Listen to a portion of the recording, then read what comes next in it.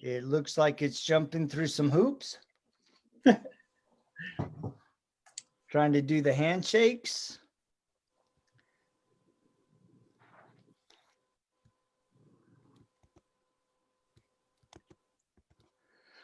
All right, guys. Well, welcome to the first ever FathersFyre fireside.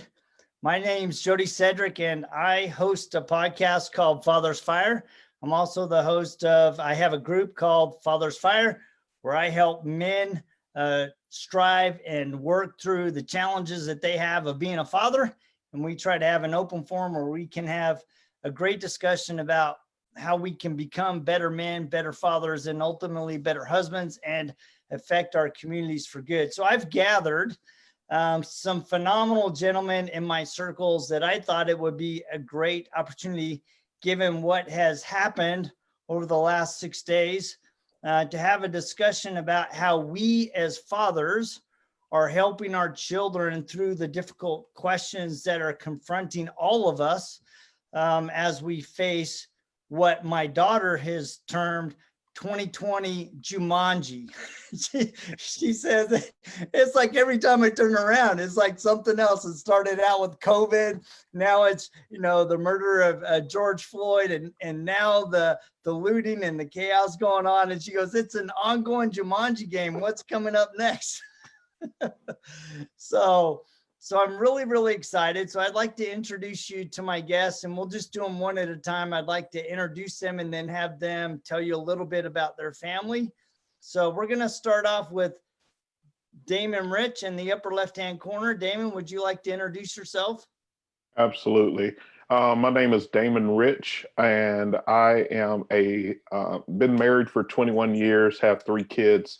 Our oldest, which my wife calls her bonus son, he was on the way when we met. And so he was on the way, and he came, and she's pretty much been in his life from day one. And he's our oldest at 21, be 22 this year. Our daughter is 20, soon to be 21, and our youngest is 13. We strive, we have a Christian viewpoint, and we strive our best to raise our children. We happen to live in a little neck of the woods just south of Tallahassee, Florida, that is in some ways advanced and in some ways still behind the times. So these times have been interesting. Yeah. All right. So to my right, Mr. Rick Kolb. Hey. Yeah, so a little bit about myself is me and my wife run Spot Free Detail, a stationary as well as a mobile detailing company here in Greenville, Moore, Spartanburg area. And we have 5 beautiful children. The ages, wow, I'm going to give away my age here. The ages range from 26 to 18 months. Oh, wow. Right. So pretty incredible. Me and my wife have been together going on 5 years. We're about to have our 3-year anniversary coming up here pretty soon, so we're excited about that. Yeah, so that's kind of what we got going on here. So definitely a wide range of ages there. 3 of those of which are out of the home, and then inside the home we have my beautiful stepdaughter as well. That's awesome. Yeah. All right. Thanks. And so now we've kind of moved photos around. So the muscle-bound Nate Furlong is now on my upper right in the red shirt with the sweatshirt. Looks like he just got back from working out. Would you like to introduce yourself? Yeah. So Nate Furlong, I've got 4 kids at home. My oldest is 10, and they go 10, 8, 3, and almost 2 years old. So my family's pretty young. And as far as like my wife and I go, I was the guy who originally started off wanting to have like 8 kids, and then we had 1. I'm like, you know what? I think 1's good. And then, and then we started having more, obviously. And as we went along, when we got to 2, 3, and then we got to 3, I'm like, man, I feel like our family's still incomplete. So we're at 4 right now, but we're at one of those points where it's like, man, like, I don't know, like, what does adoption look like? What does fostering look like? What does that look like for our future? And it's being a parent is really just like one of the central heartbeats of mine and my wife's life, and to do what we can to be involved. And so this conversation talking about like how we talk to our kids about stuff is just really central to our lives. I love that. And congrats on having one and then being brave enough to continue the journey. So my friend, Sean Brasfield, good evening. And let's introduce you, my brother. Hey guys, yeah, my name is Sean Brasfield. You know, I'm from St. Louis. Got a wife, of course, like a lot of other people, and we got 3 beautiful children. My oldest, he's about to be 9, and my middle girl, she's about to be 7, and my baby boy is about to be 4 at the end of the month. We also, in like manner, have a Christian view and live that out. And it's been kind of taxing trying to navigate through the few questions that has come about with everything that's been going on. So, yeah. Yeah, I tell you, the questions have been very raw. They've been very real, and they've been very thought-provoking and heart-wrenching in our times. And I want to get into that, but before we get that, I'm not sure if Sean Hart has been able to join us yet. He has something that he's running a little bit late on, but I'll introduce him. He's a gentleman behind me and kind of the heart-shaped sofa, that handsome young man there. He actually runs Elite Speaking Academy, and also runs a phenomenal fathers group called Involved Dad, and really helps men try to work through some of the challenges of being a father. Some of that has been fathers that have come out of prison or in prison. And he's just doing a phenomenal job, and he runs a man-to-man university. So he's just an amazing guy. So I wanted to start off, I mean, literally this week, and I should say this preface because I haven't said anything about my family. I've actually been married 31 years, so I am the vet here. I have 6 children, 4 of which Judy and I had, and then we adopted 2 from Haiti. And we are truly an international family. My wife is Filipino. And so when you look at our family portrait, in fact, the first time we ever took a picture, my daughter, Kaylani, looked at it and she said, "Wow, Dad, you look adopted."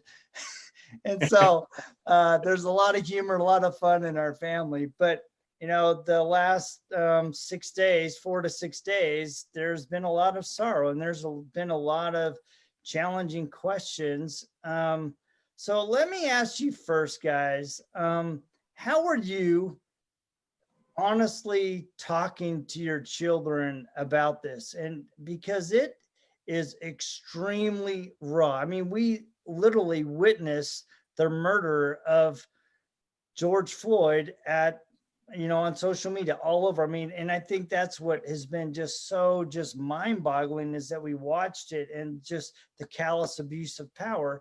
And the ripple effects that has caused across our country. So how are you, Rick, how are you having those conversations with your children? Because you have a bigger range.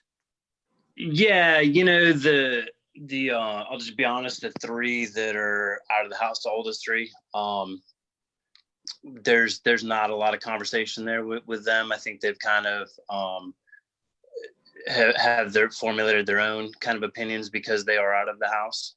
We do discuss off and on at times the current situations and what's going on and things. I think within the house, it's a little bit different as well, because now that we have kind of gotten back to work and kind of in the swing of things, my wife has been really a huge part of that, because she's home with the children a little bit more than I am. So I kind of step in at the tail end of things, kind of going into the evening. But it's definitely been challenging. I mean, there's a lot of the kids they're confused, they're scared, there's a lot of kind of hurt going on, and we as parents need to step in and nurture that and cuddle them and let them know that we have their backs, we're here for them, that we're going to protect them, and I think that is really a huge part of what they need to understand, especially the younger age as well as the older too. I mean, don't get me wrong. So my family setting's a little bit different than probably the rest. Damon, how's it going in your family? For me, it's my oldest right now, and you and I kind of talked about this or spoke about it, is with my oldest, we're kind of at odds right now. So I'm just, he's staying in touch with my wife and his siblings, and he seems to be okay in navigating navigating what's going on right now. The real up close conversation has really been with my daughter, who's still in the house with us while she goes to college, and my youngest son, because we stay in, like I said, just south of Tallahassee. We're in a little county called Wakulla County. A lot of hunting, and it's country. I'm kind of city country. I'm a country boy through and through, though. They go to a school that's predominantly white, and so a majority of their friends are also white, and so they're trying to navigate the conversation of how to feel about their friends' comments that may be hurtful, intentionally or unintentionally, or the absence of conversations when their friends are kind of talking about everything but this, and not kind of like, hey, how are you doing? Not getting it, and how to kind of navigate that part of this. And that's been a little bit of really been the focus of our conversations. And what's the right way to protest? What's acceptable to protest? What is the mission? So we've been really having a lot of very focused, mature conversations. My 13-year-old is definitely way more mature. And so we've been able to have some really meaningful, mature conversations about everything that's going on. So I love that there's one thing that I want to come back to. Actually, no, let's just go there. The absence of conversation. Mm-hmm. I think a lot of times people struggle both outside with their friends and also in the house. They don't know how to face something. They don't know how to address it openly.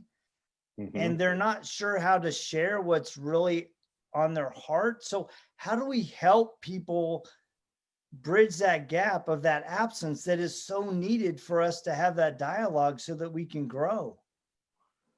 Man, I wish I had like the single answer to that. I can tell you, one of the things that I have done, I've always been kind of direct and outspoken, and maybe even asking questions I shouldn't of leaders, but I feel compelled to engage the leaders at my job and speak up for people of color, because in having conversations with other fellow coworkers and employees, we're faced with this: how do I have this conversation to tell people I'm not all right? How am I there for my work team when I'm struggling mentally to be there for my home team? And having those conversations, I think, are easier to come from us. But when I have to step back sometimes and understand that people have implicit biases. And it's not that they don't want to talk about it, they don't know how to talk about it either.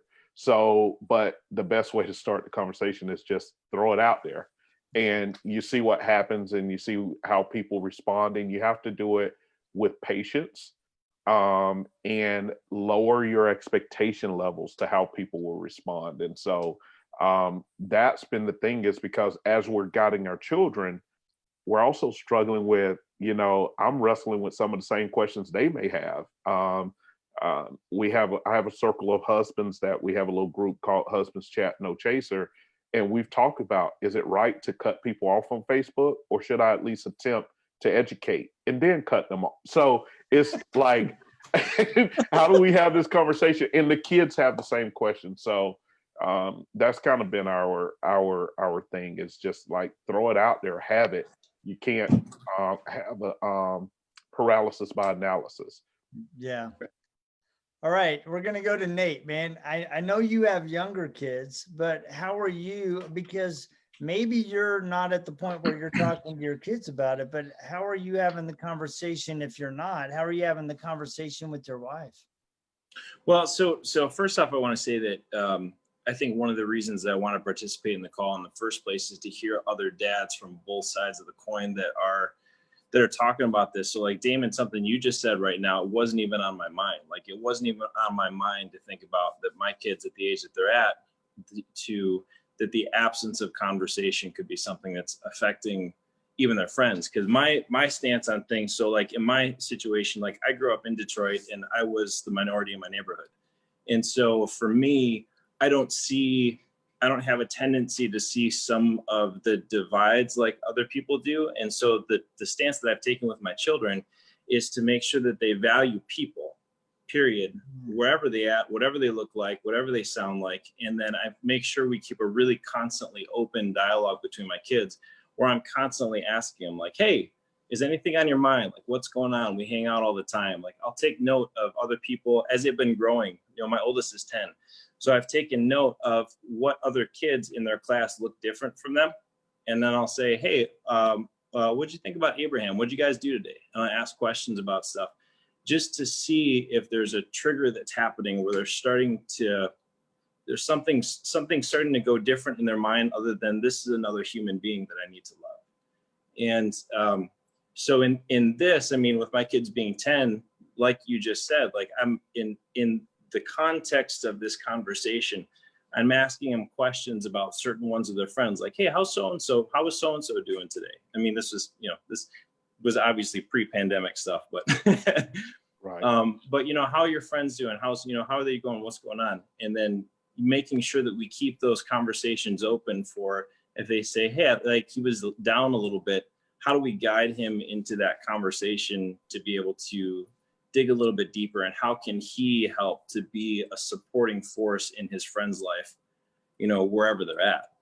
Right. So the conversation, I've got my radar up right now for this conversation, but because I am so in the mode right now with my kids where they are of supporting the questions that they have, that we make sure that they have a safe place to ask or talk about literally anything ever. Absolutely. And so far, what I'd say we're kind of in the stage of really making sure that stage is set so that safety net is there, because we're not deep into this conversation just yet. Don, let's go over to you, Sean Brasfield, The Rock. Well, me, so I'm a little bit different. My children, are still relatively young. So, but my oldest, who's about to be 9, he's at that age where he's more attentive to things that's going on, and he's curious as to why things are going on. And in explaining it to him, it was heart-wrenching for me because one of his questions was, well, I thought Dr. King took care of this. And I was like, wow. And it hit me because I of course wasn't expecting that. And I was like, well, sir, he got the ball rolling, but we've made some progressive moves, but this wasn't one of those things where you can just do it and get it done and over with. And then he said, well, no one in my school hates me. And I'm like, in my mind, I'm like, okay, that's where everything stands now. But I was like, sadly, the older that you get, your skin is the only weapon that people will see. So you'll forever be armed in their eyes, unfortunately. And I'm the kind of parent where I don't like to sugarcoat anything for my children because this life is not going to sugarcoat anything for them. And I need to give it to them straight and still at the same time protect them at the same time, if that makes any sense. It makes perfect sense. And I think, one of the things is I've been reflecting on this is, Martin Luther King. I mean, he definitely broke the door open along with men like Malcolm X. And, you kind of needed both sides of that. The guy that was, we're going to burn the house down, but we also need that peace, that peaceful guy and that visionary to lead people to a better way. And, you know, that's a real challenging thing, especially when they're so pure in heart. And they want to, I mean, as a kid, I mean, you see people, right? You see and love people. So Sean, you got your little guy with you, man. So how's it been for you? And do you want to introduce your little guy?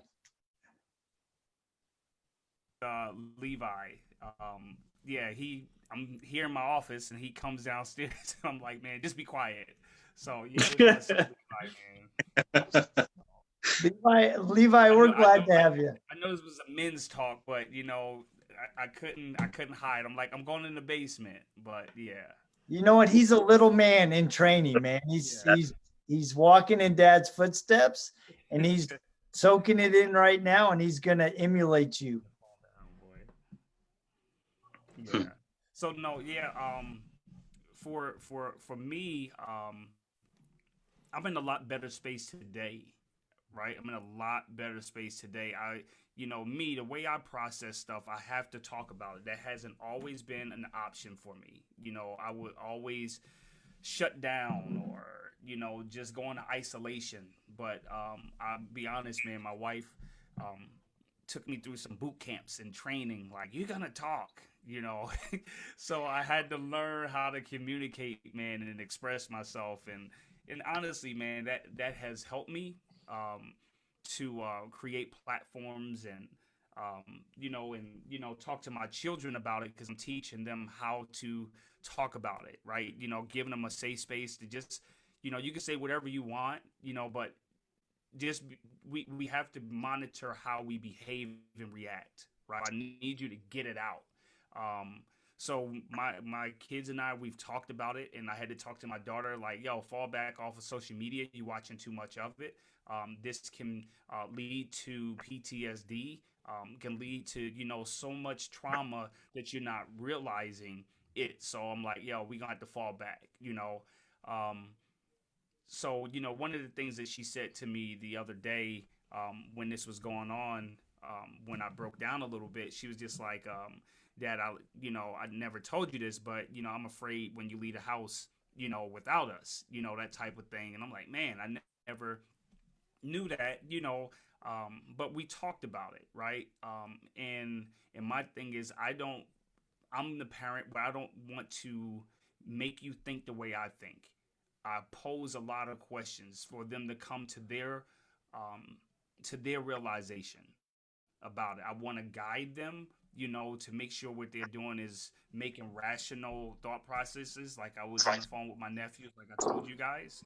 I wanted to talk to them about it because my nephew called me, was angry, was, you know, like, just burn it down and do this and do that. And, you know, he expected me to stop him in the midst of it. You know, he was just talking extremely angry and, you know, just like, yo, do this and do that. So once he got it out, I'm like, okay, we need to have this conversation, man. You know, so I got my, 7 nephews, and we got on a Zoom call and we just talked. And once, you know, they felt better and thought about, I'm like, yo, you're not wrong the way you thinking, man. It's just what you do with that thinking, right? Because we all get angry. We all want to do stuff. You know how many people I've been killed in my head, man? Sorry, I kicked you off yesterday, Sean. Yeah, you know how many people I took out? You know what I mean? So yeah, man, I'm doing a lot of talking, man. A lot of talking. You know, there's been kind of a common thread among the last 3 of you guys about creating a safe space. So how do you, as a father, create a safe space? Because I know, like Damon and I talked a couple weeks ago, we as men can often be intimidating, whether we intend to or not. And so how do we create a safe space where our children and even our wives can come and say, hey, this is what's on my heart. This is what I'm struggling with. And how do we open up to them in a way that allows them to explore those emotions? Do you want to take that one, Rick? Yeah, I think with truth, I think with passion, I think with humility, I think with honesty, an open heart, an open mind, I think that having these conversations, whether it's with your children or with your spouse, can be challenging at times. And that trust, I think, is definitely a big one in your family, whether it's your children or your wife, that you trust who you're talking to, and you can be open with what you need to tell them, and hopefully they're going to be able to listen to you. And I know that through a lot of this, my wife has been a huge support of mine, because she is so much more knowledgeable and so forth, and she challenges me to a different thought pattern, which has been incredible through a lot of this, has opened my eyes. So with those things being said, trust your wife, trust your children, and be the man that you need to provide for them, and just be there. Damon, you want to tackle that? Yeah, I'm kind of in the same boat with Rick. I only add to that is just a level of transparency of going through. Let them see you go through the range of processing this, right? So that they understand or learn or get to see an active example of working through your emotions to coming to a rational end as opposed to an irrational end, right? I share sometimes some of the Facebook battles I'm having in debates. One of the biggest things that, like, this is an example to help give my kids some context. I'm a person who likes to look at all sides of a topic, right? And so I want to attack the whole thing. So in the underlying narrative of this is Black Death. That's, for me, people may disagree with me, it's Black Death. And we had something unique that, I won't say unique, but at the same time the George Floyd thing was blowing up, there was a young lady who was transgender who murdered someone and then was killed by police. And so everyone lumped it all together. And I was like, I don't know if we can lump it all together. We have to stop back. And one, it's clear, and the other is not. And I was kind of ridiculed and attacked online for saying, pause. Everything, just because it looks the same doesn't mean it's the same, particularly when the young lady, there had been an altercation earlier in the day, and she had been jumped by 5 dudes, and they pummeled her pretty good, and she carried herself as a dude, and so that's the world she entered into. And so she went on Facebook Live and did like an hour and 15-minute video of saying how she was going to get revenge, and she had just gotten out of federal prison. She was not going back, and that she was going to have a standoff with the police. So when I look at it, I'm like, I can't lump those two things together. So I was having to use that example of showing my children that regardless if people agree with you or not, you have to have your own thought process. And you have to, so they got a chance to hear me, and we talked about it and the difference between the two things. But I still allowed them to reach their own conclusion. If they see it the same, as that's it. Hey, look at the facts. Go with what you know. But I think giving them an opportunity to see me work through those battles in a mature way, because I had a guy come on my post, and is my post, and he said, "Shut the F up." It's like, my first reply was, "Back to you." Then I said, "Oh, let me take that back. Let me delete it." And then I gave him a more mature response. I said, "This is one of the challenges we as Black African American community have, is that we cannot have reasonable conversations. You don't even know me, and you don't even know me, and you responded to me that way." And what was really dangerous for him, although he doesn't know it, there's a lifestyle that I left that I still have friends that are in that, and they were like, "I can't believe he spoke to you like that." It's like, y'all let it go. Let it go. But he doesn't even know me, and that's how things escalate, and you don't have fruitful conversations. So they got to experience all of that. and that helps them see, like, you're going to have people that come at you. You're only responsible for your response, not theirs. That's right. So, Sean Hart, I want to ask you, when you broke down in front of your kids, I'm sure that wasn't purposeful, but clearly it touched your kid's heart. What did you learn from that? Oh, we can't hear you. Dang it. I was wanting to hear that. There you go. There Yeah, you we go. can hear I you. was having technical difficulties for a second. Yeah, when you say what, how did they respond to that? Um, they listen, right? Because they used to it. Their dad is a crybaby, bruh. Like I'm not. I'm unapologetic. When it comes to emotion, I'm very affectionate. I'm affectionate with my wife in front of them, probably too much, right? You know what I mean?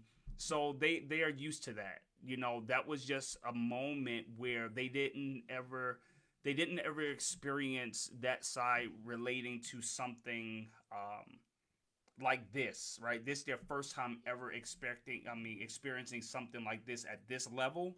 Um, and then me processing it in front of them, right? So they listened. I just begin to just talk about my thoughts and my fears, right? Is one of the things I was drawing out to them is like, you know, as a father, is me as a black man that, you know, I don't get in trouble. I do all of these different things or whatever the case. And I'm like, I never know if I'm going to be in one of those situations. But I was like, you know, the thing about it is that what you don't realize, or what people don't realize, is that as a black man, not only do I have to be concerned of just say police, or, you know, some racial biases or circumstances, situations. I said, you know, there's some places in the community I can't go. Why? Because I may get robbed, right? So not only am I concerned from this side, I still have to put on this mask. I love to laugh, I love to joke, the whole nine. But bro, when I go certain places, I gotta put on this mask, and I can't even smile, right? There's no smiling. I go to certain parts of the neighborhood, you can't smile, bro, because if you smile, it's a sign of weakness, right? You become a prey. And that's something that you constantly have to be aware of, where I'm at, who's coming. I could be smiling, then a group of guys or whatever the case that may look like me, oh, now I gotta change my whole demeanor. I gotta walk with a different type of swag, because like my man said, Damon, it's like, bro, I wasn't always about this life, right? There was another. So I know how it is living in the hood, so I gotta switch that up, right? So I'm just like, it's a constant.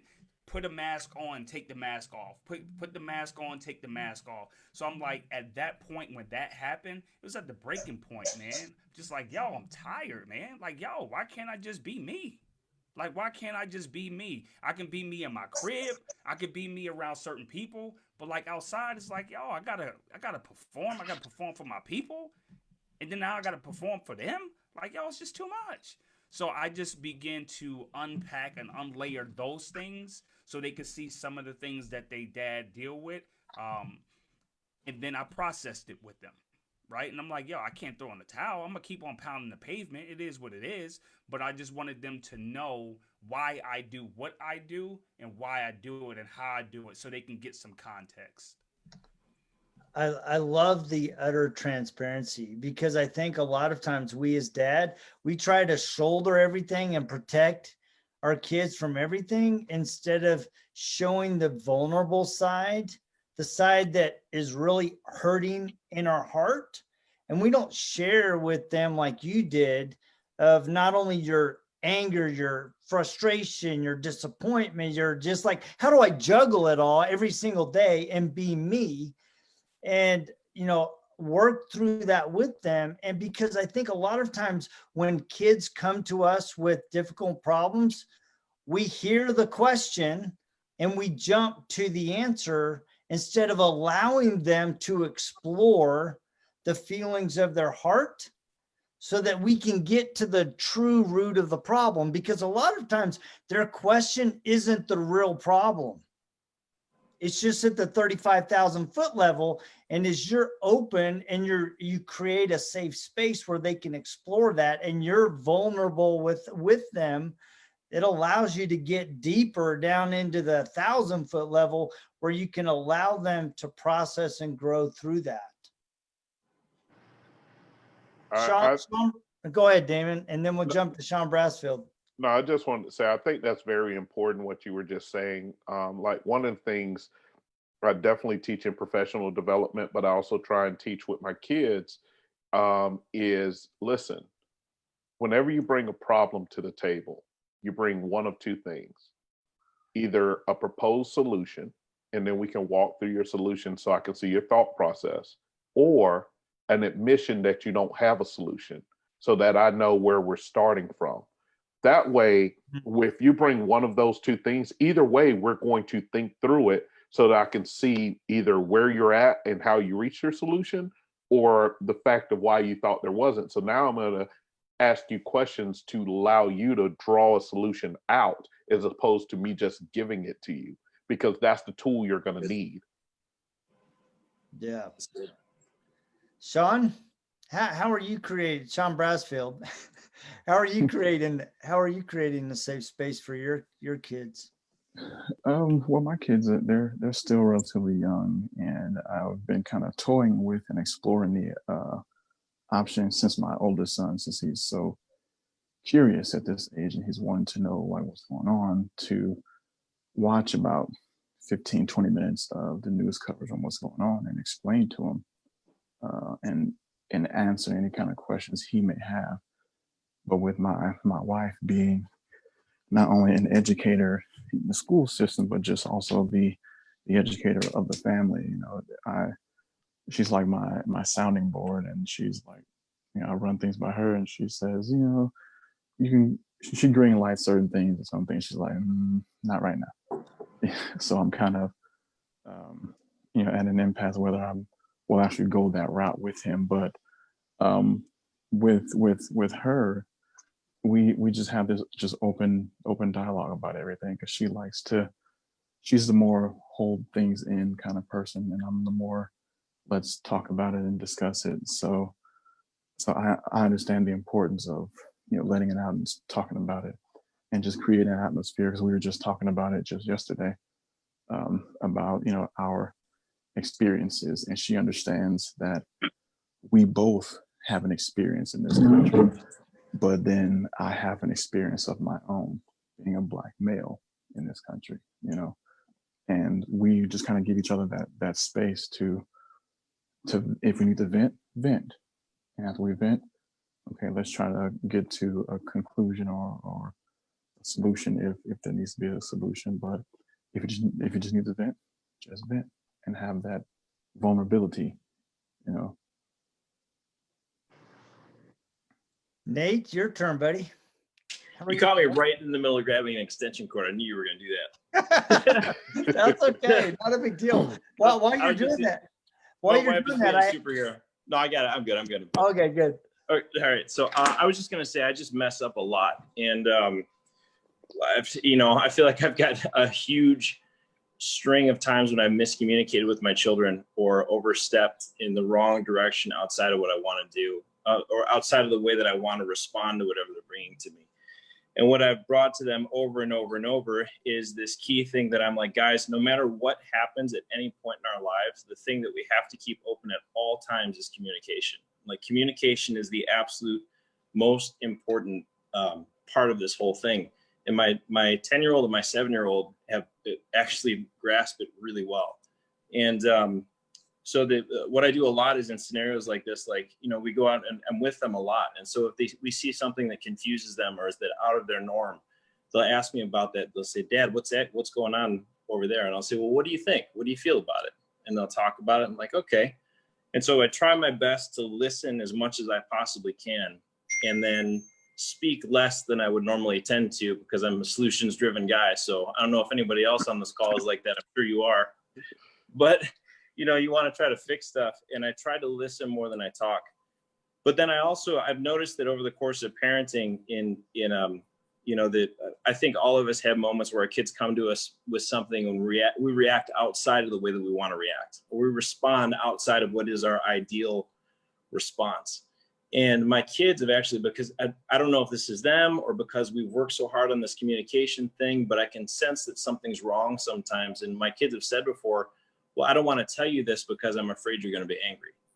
And I'm like, okay, like, yeah, I'm like, all right, that's important. And so we've developed this thing where I'm like, guys, I need you to listen to me. I'm like, if you think I'm going to respond in a way that is angry, or I'm going to embarrass you, or I'm going to whatever, I need you to come to me and I need you to say, Dad, I want to talk to you about this, but I'm afraid you're going to respond with X. And I said, I promise you, if you tell me that, I will be prepared to stop whatever my natural knee-jerk response is going to be, and I will listen to you, and it will open up the floor. And they've done that a couple times, and it's really been kind of incredible. So, I mean, we just have this constant running dialogue all the time of, I need you to be open, and I apologize, as much as I can, let them know that I'm human, like I'm Dad, but I'm still human. And I feel like it's creating a pretty open conversation, safe space where I'm like, literally anything at any time, nothing is off limits ever.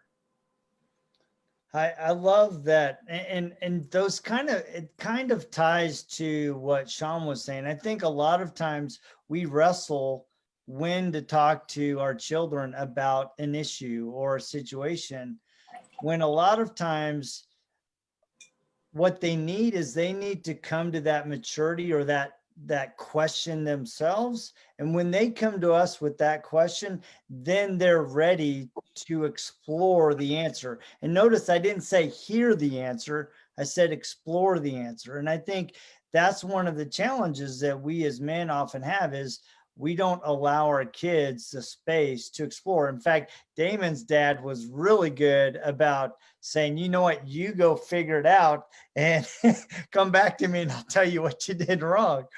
So I think that's a really important thing, is allowing your kids that space to grow. And the other thing that kind of I've heard from, I think all of us in one way or another, but in particular from Sean, the two Seans and Damon, is we need to allow our kids and ourselves space to be hurt, space to be angry, space to be frustrated. But we also need to be careful how we take that out, that our children and our wife don't become the consequence or the outlet where we become either verbally or physically or whatever, emotionally abusive, because we're hurting on the inside. And that's a delicate balance.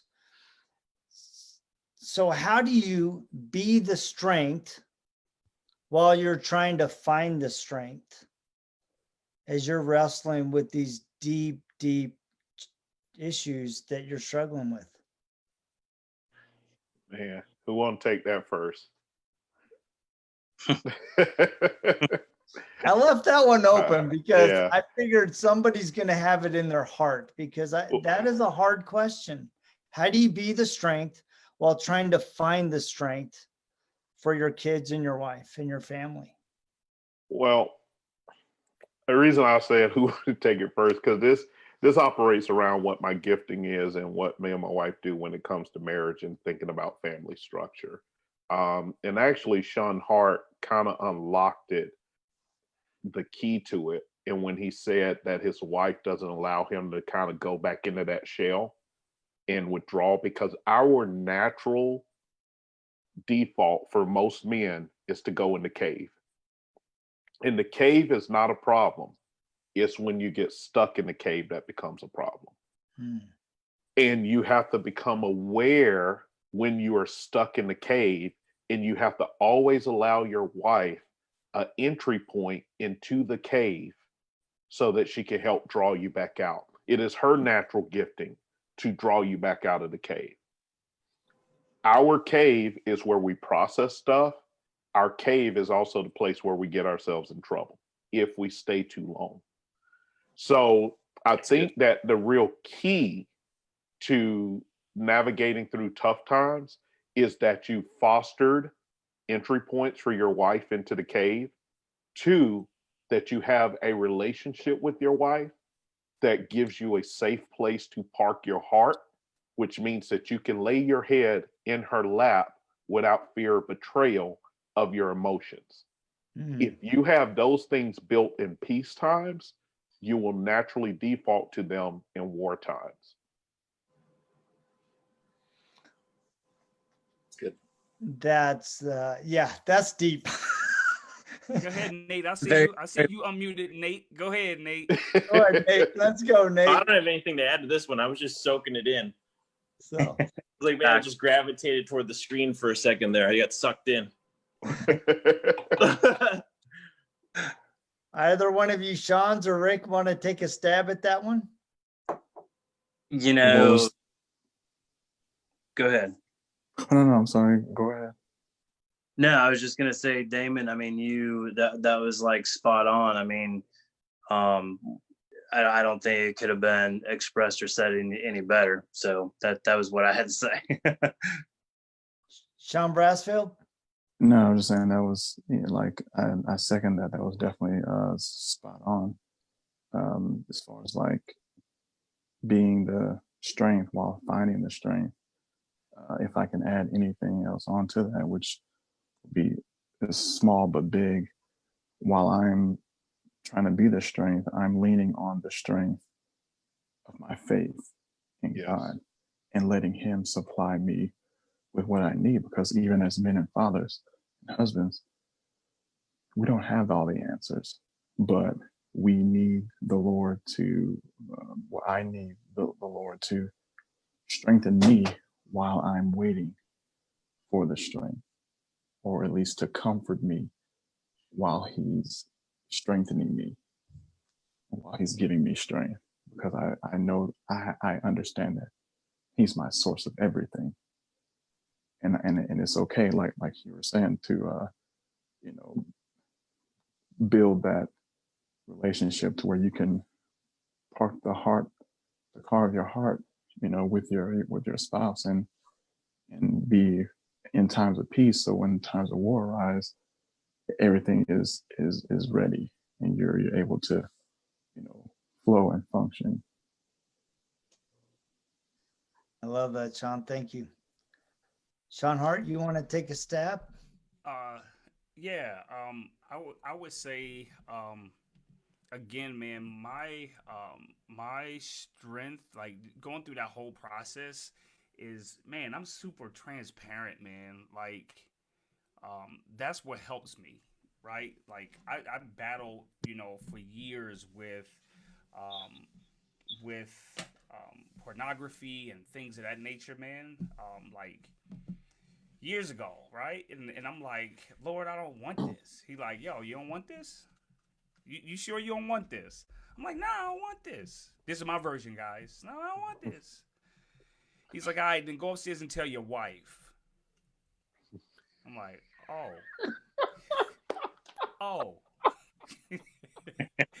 Oh. Yeah.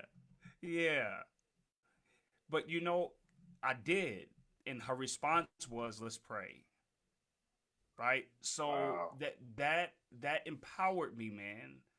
So transparency and me being vulnerable has given me so much power. It's when I would live in isolation, is when I would live in secrecy, is where I didn't have the power to fight. So I'm extremely I'm extremely transparent, so my wife trusts me when it's time to go to war. She like, yo, I know my husband is not gonna do anything without seeking the Father, because I wasn't always like that.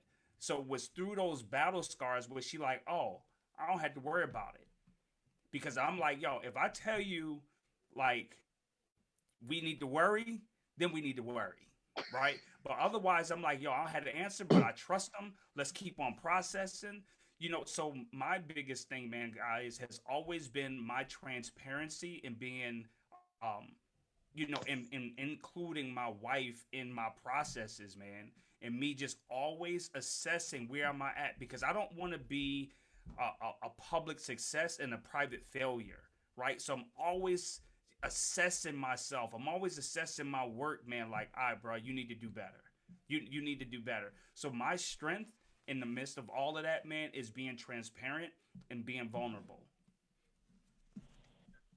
You know, as I And don't was be laughing listening, at me, Damon. Don't be laughing at me, bro.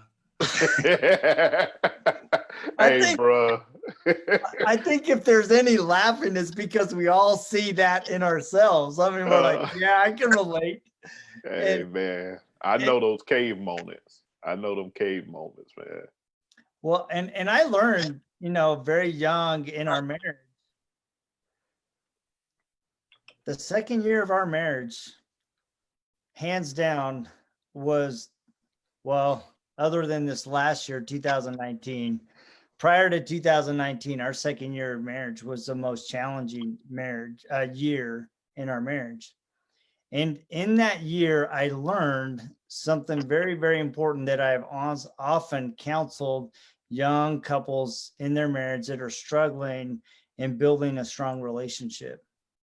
And it's that you need to kneel in prayer every night as a couple and turn your couple into a threesome with power. Mm. Because when you kneel together and you pray together, it puts you in the receiving mode of hearing what's on your wife's heart that she probably hasn't had the courage to tell you because you won't listen.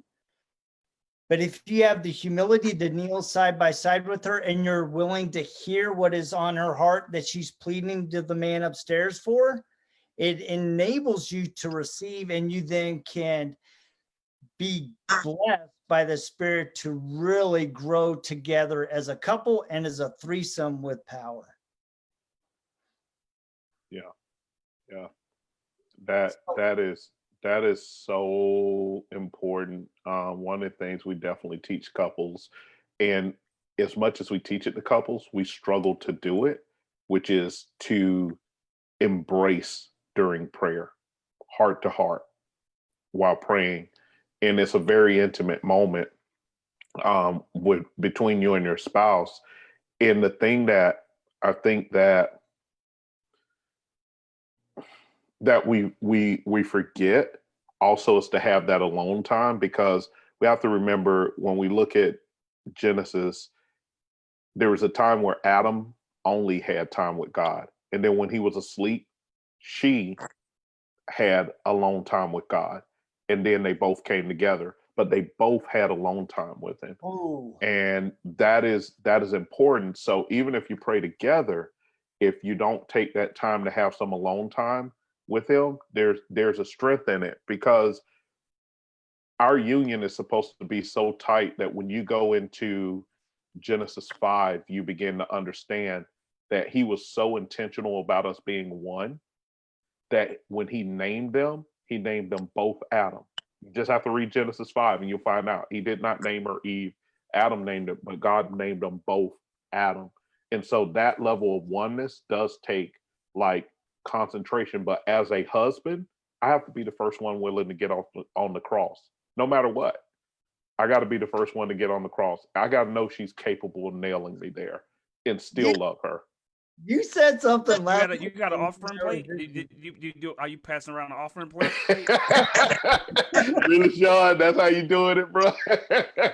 No offering plate, man. No offering plate. Y'all playing with my gifting, man. So, Oh man, last week when you and I were visiting, you said something about the cross and that the children were the nails of the cross. You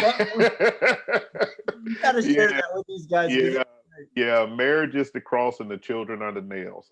So it's that thing. You have to be in seriousness about marriage, and that's what I know on purpose to do, which is teach people about marriage, because the earth is not out of order because men are out of order or women are out of order. The earth is out of order because marriage is out of order. And when those two come together, then they can bring full dominion. And so when it comes down to it, it is my job to get on the cross. It is her job to tell the good news about the transformation that God did on me after my death and resurrection. And are those moments of struggling with pornography, struggling with alcoholism, struggling with retracting and not being present. That is all of those things, but it's her job to tell the good news when he's done the work and say, hey, this is my new husband. And so, but it's always my job to die for her. Every day it's my job to die for her. If there's ever a choice of who has to sacrifice for the marriage, it's always me. She never gets to sacrifice for the marriage. Her sacrifice is different for the marriage. Let me say it that way. Yeah, she gets you.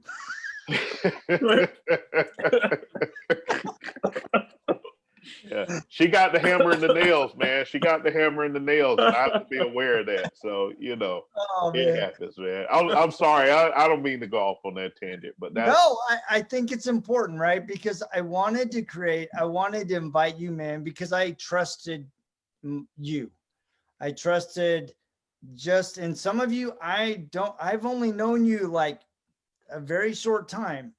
But there's something about when like-minded men are brought together, they can move mountains if they're willing to lead the path.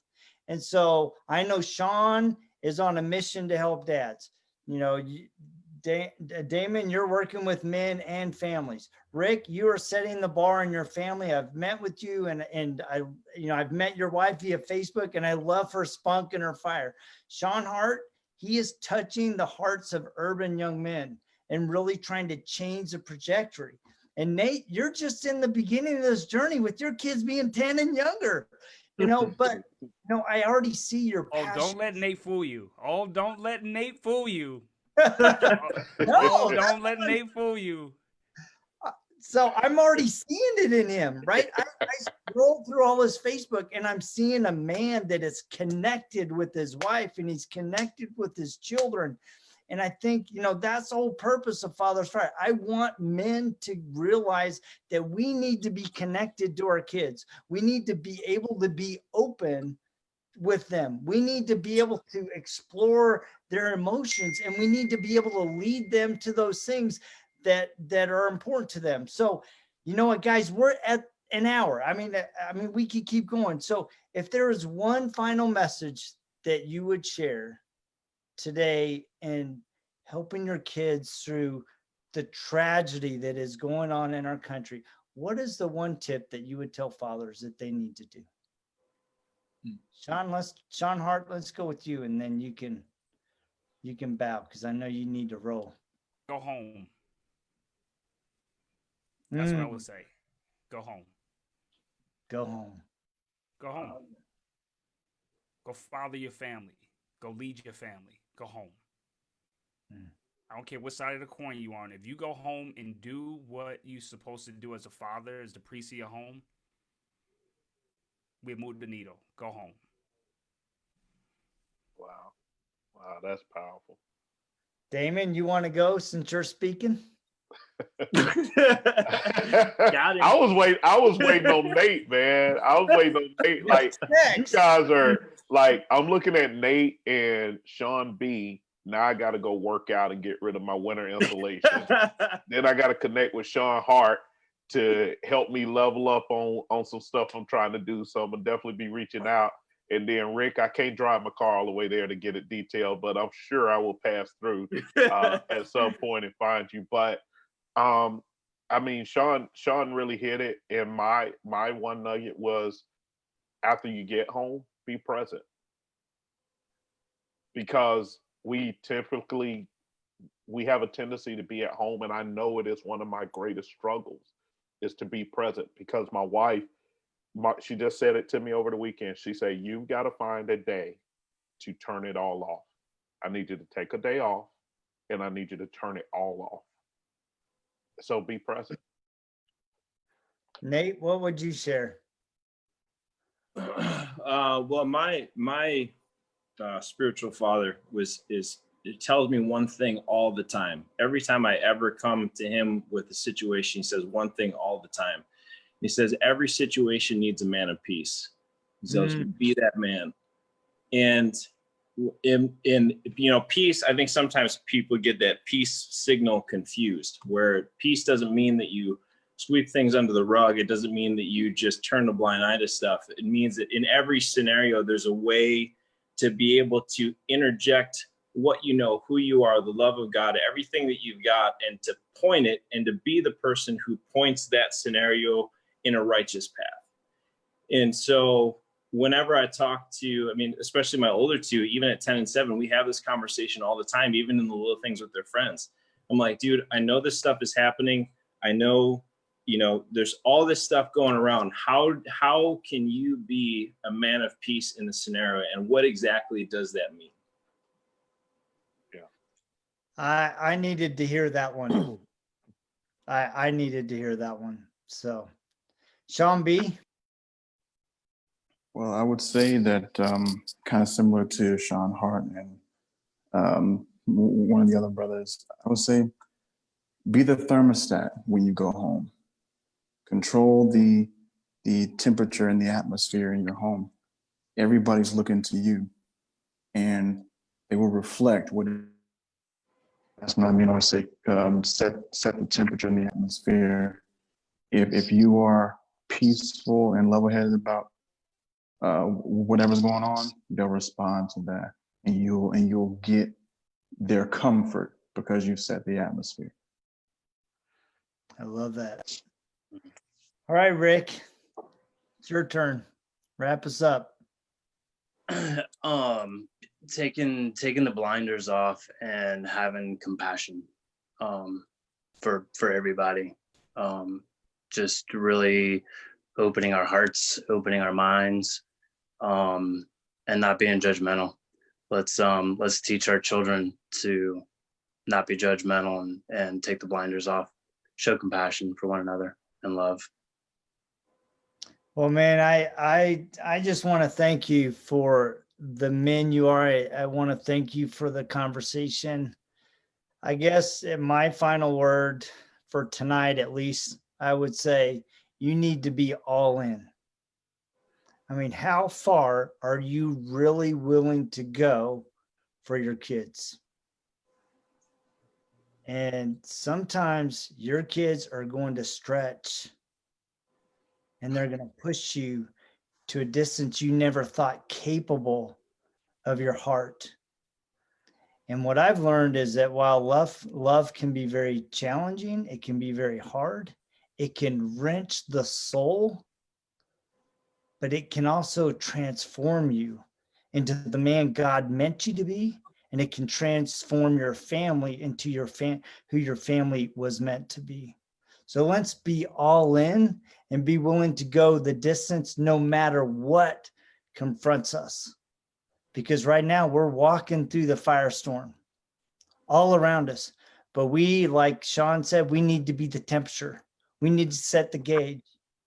We need to, be the men that our family needs. So I want to thank you guys for the very first live FathersFyre fireside.